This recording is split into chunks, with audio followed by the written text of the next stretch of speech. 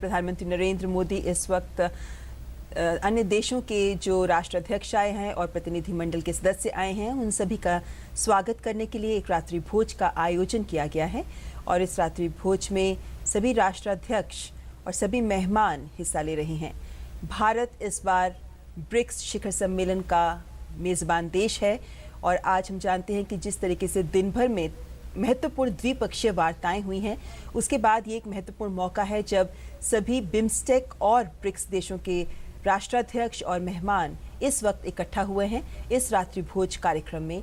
और प्रधानमंत्री नरेंद्र मोदी इस रात्रि भोज की अध्यक्षता कर रहे हैं। तो एक महत्वपूर्ण मौका है क्योंकि भारत हमेशा से एक बहुत अच्छा मेज़बान साबित होता रहा है और हमने देखा है कि जब जब अन्य देशों के राष्ट्राध्यक्ष आते हैं और मेहमान आते हैं अन्य देशों से, तो भारत हमेशा उनका बहुत गर्मजोशी से स्वागत करता है। और ऐसी ही गर्मजोशी आज इस वक्त देखने को मिल रही है गोवा में, जब रात्रि भोज का आयोजन किया जा रहा है। एक महत्वपूर्ण मौका जब सभी राष्ट्राध्यक्ष और अन्य देशों के अधिकारीगण और प्रतिनिधिमंडल के सदस्य एक दूसरे से मिलेंगे, बातचीत करेंगे और एक अनौपचारिक माहौल में कई विचारों का मतदान होता है। तो ये रात्रि भोज का अवसर है गोवा में। इस वक्त सुधाकर हमारे साथ जुड़ गए, हमारे संवाददाता जो इस वक्त गोवा में ही मौजूद हैं। गोवा आज सुधाकर, देखा जाए तो आज गोवा में प्रधानमंत्री का दिन भर काफी व्यस्त कार्यक्रम रहा। तमाम द्विपक्षीय वार्ताएं हुई हैं और उसके बाद ये रात्रि भोज एक महत्वपूर्ण मौका है। ये भी अगर हम बात करें ब्रिक्स शिखर सम्मेलन की और बात करें बिम्स्टेक सम्मेलन की।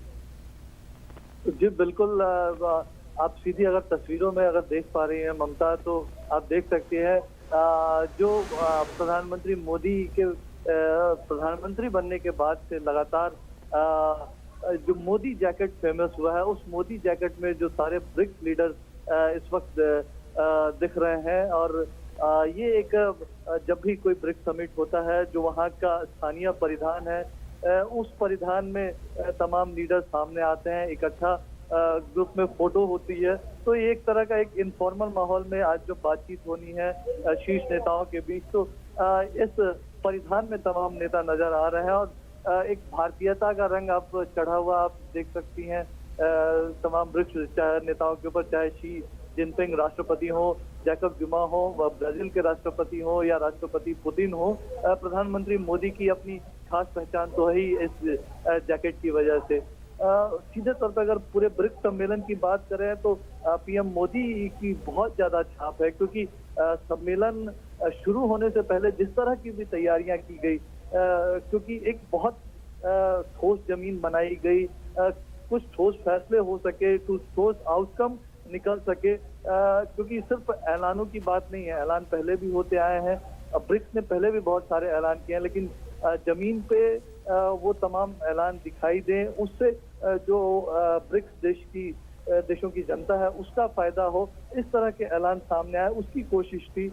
और शायद यही वजह है कि 115 मीटिंग जो है जिसकी हम लगातार बात कर रहे हैं, इतने बड़े स्तर पे कभी परिचर्चा नहीं हुई। हर स्तर पे अगर बात की जाए, मंत्री स्तर पे, सिविल सोसाइटी के स्तर पे, पीपल टू पीपल कांटेक्ट के मसले में उस स्तर पे बातचीत, पीपल टू पीपल कांटेक्ट एक बहुत बड़ा उद्देश्य था पीएम मोदी का, और जिसको उन्होंने आगे बढ़ाया। और ऐसा पहली बार हुआ कि जब हमने देखा कि BRICS film festival, BRICS youth summit, BRICS women parliamentarians की मीटिंग, ब्रिक्स देशों के बीच अंडर 17 फुटबॉल टूर्नामेंट, तो ये तमाम ऐसे पहलू हैं। क्योंकि एक आर्थिक संबंधों को और मजबूत करने के मकसद से ब्रिक्स जरूर बनाया गया था, लेकिन बढ़ते वक्त के साथ जो जियोपॉलिटिकल सिनारियो है उस पर चर्चा शुरू हुई ब्रिक्स देशों के बीच।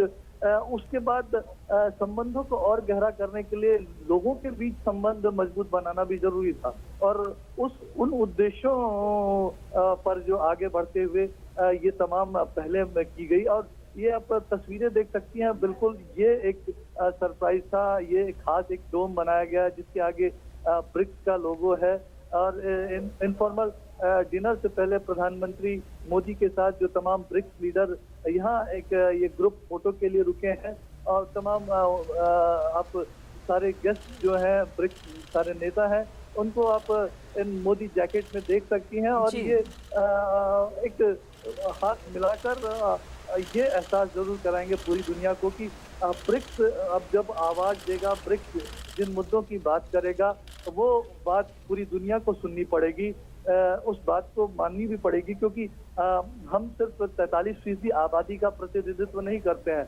हमारे पास 30% पूरी दुनिया का जीडीपी है और हम वो देश हैं जो खराब आर्थिक स्थितियों में भी दुनिया में इकोनॉमिक रिवाइवल के लिए हम खड़े हुए हैं और हमारी वजह से इकोनॉमिक रिवाइवल हुआ है। आर्थिक संकट से दुनिया उभरी है और आगे भी हम दुनिया की अर्थव्यवस्था को संभालते रहेंगे। 17% का जो विश्व व्यापार में इनका हिस्सा है, वो हिस्सा आगे आने वाले वक्त में बढ़ने ही वाला है। जो सबसे तेजी से बढ़ती अर्थव्यवस्थाएं हैं हम हैं। तो ये निश्चित तौर पे एक पूरे दुनिया को संदेश है और तमाम मुद्दों पे सिर्फ